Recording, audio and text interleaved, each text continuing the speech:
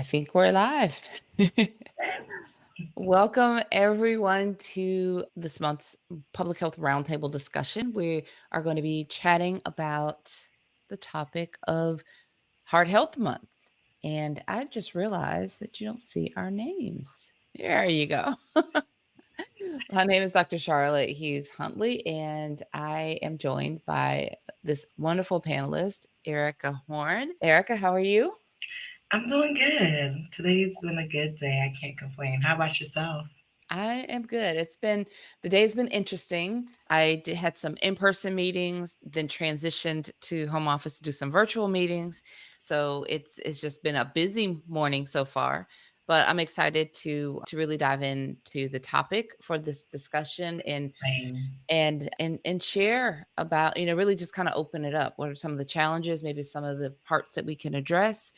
For introduction's sake, in case you're not familiar with who we are, I'll start by introducing myself.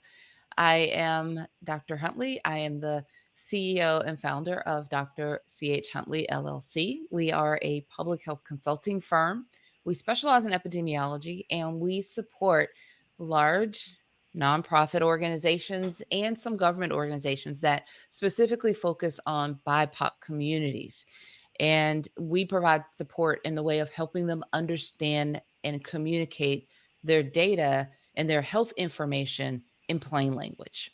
So that could look a number of different ways, but we enjoyed that work. Our data team really delves into some of the communities and our clients that we serve.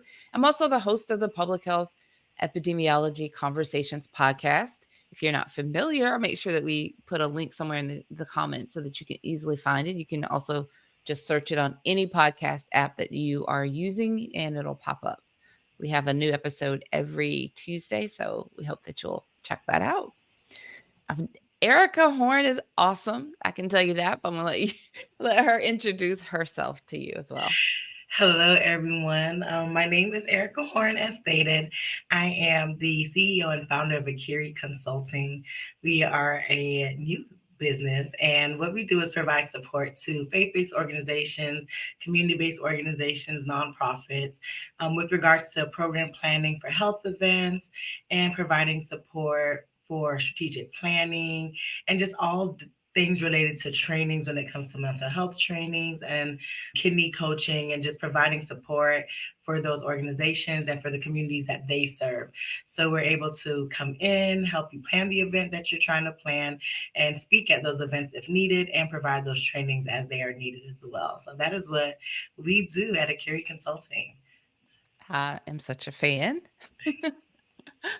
Uh, Thank you for joining me, Erica, on the roundtable this month. And let's kind of pivot into our topic. This month is February represents a lot of things, but we're going to focus in on it being American Heart Month. And I know that in other countries they also kind of recognize this month as awareness for heart and heart disease and prevention Mhm. and all the topics related. So, I want us to talk about, how we are kind of addressing this. How do we communicate about this topic in communities that we serve? I know that for me, I'll kind of go in that direction. Our organization, we do serve BIPOC communities. We do a lot of work with tribal organizations. And on a community level, like I said, whether it's whatever the data is, we're trying to help them understand or really translate it so that the individuals within the community have a better understanding, make it more Yeah. relatable.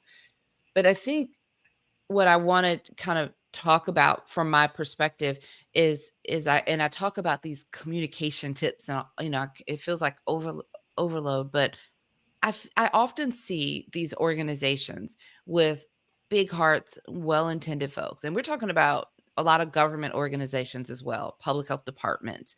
They're staffed with people who really care, have this heart to serve. But there is often a disconnect when we get to how we communicate what we want to share on a community level. And heart disease is one of those topics. How Mhm. we talk about the challenges and the risk can be really not really well received on the end, for the community member as is intended. So that disconnect happens, I think, sometimes when we are losing connection with the people. We have to get people in the community involved in what we do. So I see this because I have conversations. For example, now that I've cut all my hair off and I wear this really this keep it shaved down low on the side, Mhm. I go to a barber. I actually love going to the barbershop. It was really awkward for me at first because I only taken my when my boys were young, I dropped them off at the barbershop to get their hair cut. I didn't have a personal experience with the barbershop.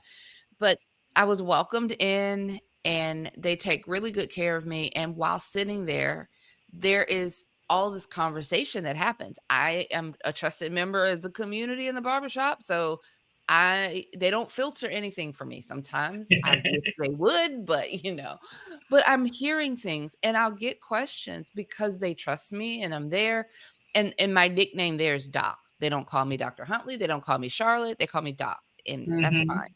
And so I'll get all the time, "So doc, I have a question for you," right? Mhm. And then we'll go into something on a topic. And I find often myself I'm sitting there and I'm having, like, different perspectives are running through my mind. From the public health perspective, I'm hearing about the programs and how we connect to the community through the barbershops and the beauty salons, and I'm running through my mind all the programs. And then in the real scenario, I'm realizing that sometimes all of what we want to talk about, we have to peel back so many layers. And Yeah. sometimes it's the simplest bits of information that they really need and really want and really wanna understand. And think sometimes you only get to that by being involved, being actually involved. So, I wanted to share that as, kind of a because so much information will be kind of thrown around, posts, Mhm. get this PDF and this fact sheet and do this and do that, and I think that we it gets lost. So, I'm gonna let you share an example and kind of like, if you wanna, add to that, but what's your experience in dealing with and communicating, about heart health? No, that's a really great example because, as you mentioned, those programs, they were created to be in those spaces where they know the community goes. And I think a lot of the times, when I go get my hair done, if I go to a salon, and at one point I had a shave size, so I used to go to a barber. So it's like I get, all those different dynamics. And it really is, like you say, bringing it back to making it simple. I was talking with a colleague of mine yesterday, and a lot of times we get these ideas and they sound so profound. And we're like, oh, we're going to do this, that, the third. And it's like, but honestly, that revelation could have been just for you to get to understand it. But you got to make it plain. You got to make it simple. You got to bring it all the way down. I get to work with some mentoring organizations and I do some health education events with them often. And they're probably my favorite groups to work with at times because they ask the questions that you don't even think of. They're so Yes. young and they're just so impressionable and they're ready to ask you, well, how does that work? And you're like, oh, wait, I just never really thought about it. So it really challenges me in a good way to really dig deep. And how do I make this understandable that even at a young age, you understand the importance of your heart, you understand the importance of your blood pressure, of what cardiovascular diseases. We think of American Heart Month, and there's so many parts to it. It's very intricate, and most times you think, oh, okay, American Heart Month. Okay, cool. But there's, cholesterol, high blood pressure, stress, all the different things that play into your cardiovascular health, and trying to connect it and making it plain like these all play a role. They're all important. You have to consider your stress levels, what things are causing you to stress. You have to consider your blood pressure. Do you even know what it is? Do you know why these numbers exist? Like, what's important for you? What's your normal? And just trying to get them to be empowered in their own understanding of their health as well, but just bringing it, like having basic conversations, bringing it down and having them in small groups really helps to help that understanding for the community. The fact sheets are great. I love them. I bring them when I have to go to events, so someone can have them as a point of reference. But when you get to have that one-on-one conversation or that small group conversation, you really get to dive a little bit deeper to what the person really needs. And then you're really making an impact on the community. Oh my gosh, I'm so glad you said that. Fact sheets. Everything you said is like spot on. I agree. And you mentioned fact sheets. I'm glad you did because I really want to personalize a couple of things. Like as we dive into you talking about the conversation, right, and communicating that, I want to think about it, and this can go for any population, right? But if we think about heart disease is the leading cause of death in the United States. Mhm. And I mean, that kind of is what it is. But we know that we can reduce our risk by a number of factors, things that we can do to, increase our heart health and reduce our risk for disease. One of the things, this is personal interest of mine, is moving more, physical activity. It was part of my dissertation research, kind of a part of the finding, the ways that physical activity can kind of improve so many aspects of our life. But Mhm. speaking about heart health, and it doesn't take a lot. Yeah. Um, we can uh moderate intensity exercise, we can go into the weeds about that, but and there's a lot of different metrics, but just a little bit. I'm gonna go with 30 minutes of physical activity 5 times a week is a great way to aim for, reaching these minimal goals, these recommended goals from, multiple agencies, NIH, American Heart Association. So I looked up and found a fact sheet that I really like. So I'm going to see if I can share it. Just, I know people won't really be able to read it because of the screens, but I think it's worth, just trying to just give a visual here. Oh, Mhm. if I share it, it'll be too much. Okay, so I won't share it. But let me just repeat or share some of the information. So if we think about moving more, and I'm gonna tell you a personal story that got me on this. Um, I'm putting it all out there, okay? Because I think as public health professionals, sometimes, we're giving out, we're looking at everybody else, we're thinking about the populations we need to serve and who we need to communicate with, and we're not putting the mirror up and looking at ourselves, Yeah. right? And what do we need to do for ourselves? How are we taking care of ourselves and all these things? So I've always had this habit, this routine of early morning walks. I would get up Mhm. early in the morning. I would, and it started with a early in the morning simply because that was the only time of day that I could protect before everyone else needed me for something. So if I Mhm. tried to walk Important. at the end of the day, I would get distracted with all the things that would come up that people needed me for, by that time. But if I got up really early before everybody else, I could get it done. And so that became my time years and years ago. So I got off that pattern toward the end of last year. I could blame, I was grieving the loss of my mom, and I could blame, oh, I was going through that. But it's a mixture of things. It was like the disruption in my routine. I was traveling a lot. There's just a lot of disruption. So I got off that pattern. I was walking here and there. Another thing I started doing, this is a thing you should do, is move more, meaning like when you're working at the desk, like my meetings intentionally are like designed to end, 10 minutes or so before the hour so that I can get up, move around a little bit and, be ready for the next meeting. Or I invested in a really nice stand-up desk, which, were wonderful, right? So I could Yep. stand up, raise the desk and stand up for one meeting, or lower the desk and sit down. Exactly. Somewhere along the way, I moved away from that pattern, and Mhm. I found myself with that little break between meetings when I have back-to-back meetings, I would use that break to fill in my notes and get ready for the next meeting, but without getting up and moving. So I would end up spending the whole morning sitting at my desk because if I had back-to-back meetings, that's so it's easy to kind of fall off a pattern. It's easy to get lost in this. So how I really kind of busted myself was I had a very old Apple Watch, really old. Ah. It was really old, and it wasn't working that well. So I updated, and I got a new Apple Watch, and I was complaining. I said something was wrong with the old one because I could never close that move ring. Yeah. Those Apple Yeah. Watches I'm talking about, and I'm thinking something's wrong, and, because I walk in the morning, even if I walked in the morning, I would do these things, but I would sit for these long periods of time. So when I got my updated watch, I was kind of really starting to pay attention to the metrics. And I realized that's when I started to review what I was doing. I realized I was sitting for these long blocks. So I'm telling you all my business, because it's easy for us to still keep saying, this is what you need to do on one hand, but not be doing the thing on the other Mhm. hand, right? So as soon as I kind of realized that, I got back into every hour making sure I get up, move around. I either go get water, I walk downstairs. If I'm downtown I have an office downtown. If I'm down there, I have to get out and walk. There's like a big circle you can walk in the hallway. I have to move around, right? In every hour. And I started watching and tracking myself. And just that little bit of additional, activity and being really aware of it and being cognizant of it, I find myself getting back to where I was closing those move rings and I was getting those, levels up. I got myself back on my early morning, routine, and I found, a pattern I can walk that gives me 30 minutes first thing in the morning, and then I go on to something else. So just kind of those little things.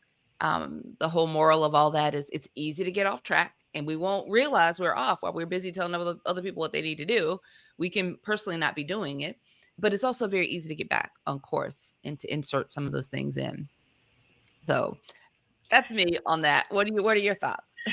I really love all of that because so often we get so caught up in the day to day. And, in the beginning of the year or towards the end of the year, there's a lot of disruption of our calendars of life, all the holidays, the travel, you're with family, you want to rest. And then the beginning of the year is when everything's like on go. So you're trying to get all your things done as you plan for the upcoming year.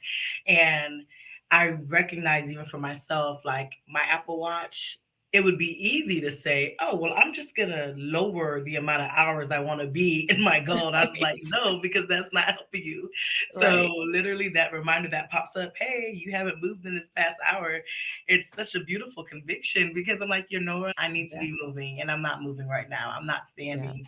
All the same things. Like, I intentionally made sure I got a standing desk so that I can stand and sit and keep moving because I realized there was a period, I'll say like it's almost been 2 years now when I was not taking care of myself. I had a few health Right. risks going on, but there was a lot of stress, and the stress Mhm. was causing problems on my heart. Like there was no way you could tell me all the things that I was experiencing, and I ended up having to have like my gallbladder removed, but the leading cause by the time we got down to the root of it, talking to my doctor and everything, was stress with everything going on with school and my old job and all these things happening. So I was just like, yeah, we can't let that happen anymore. Like I had Yeah. to make a conscious decision, like, okay, if I'm going to be the person that's here advocating and empowering and encouraging others to take action in their health and make it a priority, I can't not be doing the same things. So Yeah. I have to be who it is that I'm trying to help others become. So it really just helps me realizing that people do look up to me and they look up to the work that I may be doing. And it's like, Mhm. if I'm going to continue to do the work, I can't do the work if I don't have a functioning heart. Like if I'm no longer here, I can't continue to do the work and help others and serve the communities the way that I want to and the way that I love to do it. So it really is so important taking care of ourselves and our own lives because we truly are an example for others to see, okay, the importance of, wow, she's always drinking water. Oh my gosh, her skin is so clear. I was like, yeah, I drink my water, I go for my Uh-huh. walks, and I mind the business that pays me. So it's like these are the Right. things that are gonna help you out. But literally just being able to know, like, okay, I cannot be who I need to be if I'm not for you, if I'm not taking care of me. So it Right. really encourages me for others, especially because I do a lot of work with youth. I do end up speaking a lot with young ladies and mentoring them in some capacity in group settings or one-on-one settings and young adults also. And in order to do that work, I have to be able to be there and share that knowledge. So all Right. the information from the fact sheets, if they're not going to read the fact sheet, I need to be able to know it enough to share with Yeah. them. But I can't share it with them if I'm not around to do it. If I can't Right. relate to them on the level they're in. And a lot of times, depending on the fact sheet, we may get them from a trusted source and they're great, but the community we're in may not be able to read at a certain level. They may not understand it. So it's like, it's my role, to break it down for you to understand, bring it back and relate it to something you're familiar with. Are you in Mhm. school? What community are you in? What are the challenges that your community is facing? Let me make it plain. Let me relate it, make it relatable so that you understand why you should know your blood pressure, why you should know your Yeah. cholesterol, your HDL, your LDL. You got to know all these things, but because it seems so abstract, we try to stray away from it. But when we get to the point where we truly care about the communities that we're serving, then Mhm. we'll do what it takes to break it down for them, regardless of where we are.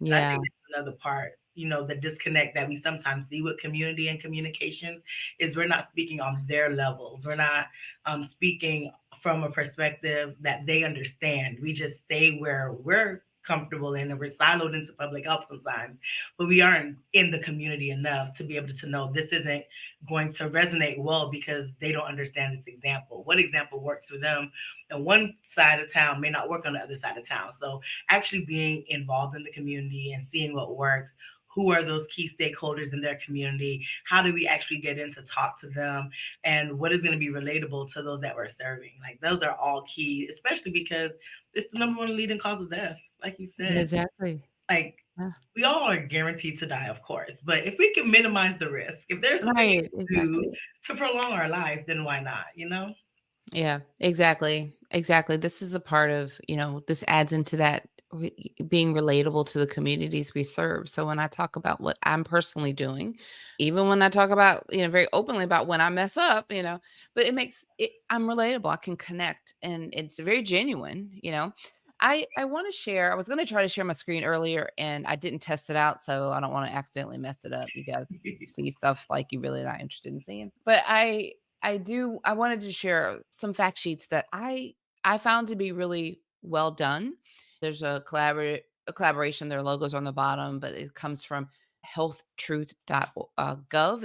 It's NIH and um Heart Truth, and I'll put the link to where we can find these fact sheets in our comments so that if you're interested, you can look at them. But the one that kind of relates to physical activity, it's called Move More, and I just want to share a couple things as we wrap up because I want you to feel like, if you listen to this and you're thinking, gosh, I do sit at my desk too long and or maybe I need to talk to somebody about this, but I want to make it super easy. So let's just say they give some really good considering 10 minutes, right? What you can do, how you can do this in 10 minutes. So if you only have 10 minutes, you can start walking for 5 minutes, like take a brisk walk somewhere for 5 minutes. I've set timers, like every phone has it, your watch probably has it. Set a 5 minute timer. And when that timer goes off, just turn around and come back. So then, you've walked for 10 minutes. I mean, that seems doable. This is one that Erica and I, I've talked about this a lot, and I've done this dancing, Oh yeah. you know, standing or seated, you know. My husband can definitely do a seated dance. He's one of those people that keep the beat when he's sitting down. I'll let him stand up and dance. But dancing to 3 songs, Mm. that's another way to fill in 10 minutes. And I like that one because, I mean, you can do praise dances. You can do, just pick your favorite hype dances, your hype music and just pick your favorite songs from the 80s. For those of you who were here in the 80s. And, whatever that is. But I think a dance break is super nice. It's fun, especially if your work is real intense and heavy. Sometimes that can just give you another like mental boost as well, Yeah. shaking it off kind of thing. So, and then another thing, if you're, this is like if you're on transportation, public transportation, for example, get off your bus early and then walk the rest of the stretch. So maybe get off a stop early than you normally would and walk the rest of the way just to give yourself that I opportunity for like the that extra 10 one. minutes. So those are just some easy ways. You could probably think of a whole lot more as we're talking about this. But the whole idea is for all my public health friends and colleagues, put that mirror up in front of you for a moment and think and look at Hmm. yourself and what are you doing to take care of yourself? How are you moving more? How are you practicing, heart health? And then look into how you can implement any strategies to better communicate this to who you serve. Two So that's things. that's my final kind of take on this topic as we wrap up. Erica, do you have any final thoughts or words? I just wanted to add even like two things I noticed I've also done to help me is parking lots. If I'm going to the store, I used to be the try to find the closest one. Now I don't mind parking a little further just to get a few extra steps in. Yeah. And then I would intentionally try to go through a building to take an elevator to avoid stairs. So now Yeah. I park by the stairs and I try to take more stairs instead of elevators when I have to go in buildings. Um, thinking about it, like you said, it's the little things. It doesn't have to be some drastic, huge thing. Everybody may not be able to afford a gym membership, Right. but the earth is free. We live here. You might as well take advantage of the earth that we live on and the sidewalks that we have and the grass that we have access to, the parks, they're all free. It doesn't have to be something extensive and expensive, and a lot of times health gets bundled into expensive. So if we can just kind of even help remove that barrier and that mindset to health, like, oh, it costs so much in order to get a gym membership. Well, walk around your neighborhood, walk in your Yeah, house, walk yeah. from one room to the other room, walk around your house. Like, it doesn't have to be as hard or as difficult as sometimes it gets seen or gets thrown at us. So as we do that self-reflection and we're thinking about how we can improve our own health, what are some ways that we can do it for ourselves? And then for those communities that may have difficulties, or that's a challenge, a barrier is, finances. How do we show them what they can do in their own house, in their own neighborhoods, that can still be beneficial to them? You actually I love those examples. You made me think of a couple other ideas. There's 2 things. I have my office that's downtown. It's My office is on 1 floor, and then 1 floor up is where, all the break room and Hmm. the patio, all the lounging area is. So I definitely take the stairs. I do not take the elevator. I take the stairs back and forth whenever I go up to get tea or coffee. If I go back up to get a break, or if I'm meeting a client somewhere, I always take the stairs for that reason, just to get some extra movement in. And then I have a rule, and I've mentioned this on previously, like in our podcast, on my podcast. I have a no eating at the desk rule. Oh, that's good. Yeah, I mean, I can have a snack. I may bring, like, a fruit snack or something like that, right? I love to munch on fruit. I'm obsessed with, like, fresh fruit in Yes, season. Love that. But, same. so I can do that, but I cannot take, like, my lunch at my desk. That's, like, a hard no, like, a non-negotiable rule. Yes. So, and that I started that for my home office to force me to get out of this room, at least go somewhere else in the house and eat my lunch, and then come back to actually have a regular break. When I'm downtown, I got the office down there and you can customize. And I was like, oh, I think I'm gonna put like a refrigerator here so that drinks are convenient. My husband's like, absolutely not. And I got a little bit of attitude at first, but he was like, "If you do that, then one thing will lead to another and you'll start eating in the office." So we have, Mm, like, when I'm downtown, I have a no eating in the office in terms of, like, a lunch.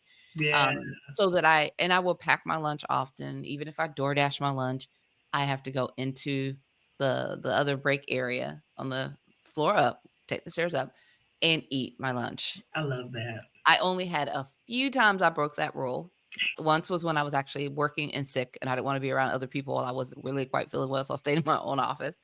And then one time when I was really trying to hit a deadline, and I just, like, had them, DoorDash delivered to my door, and I had to kind of push through to meet that deadline. But rare occasion, that was just, like, extreme exception. But those things will help, back to the point, with, incorporating extra, reasons to get up and move to keep you from just sitting at the desk. Because most of us would just work right through the desk, right? Hmm. Everything, the whole day, right from our desk, if we could. So thank you, Erica. This has been a lot of fun. Thank you for sharing all of the, tips, insights, advice on this roundtable discussion. Some really good things that you raised for people to think about. And I hope that those of you joining, whether you're live or watching the replay, share your tips, thoughts in the comments with us. We'll read those, come back to those Hmm. as you share your thoughts and reply and respond to. You can keep that, discussion going. And yeah, join us again. We host the roundtable discussion the first Wednesday of every month, different topics. So we hope that you'll join us. Yes, join us next time. All right. Take care, Erica. Have a great day. You too. Thank you.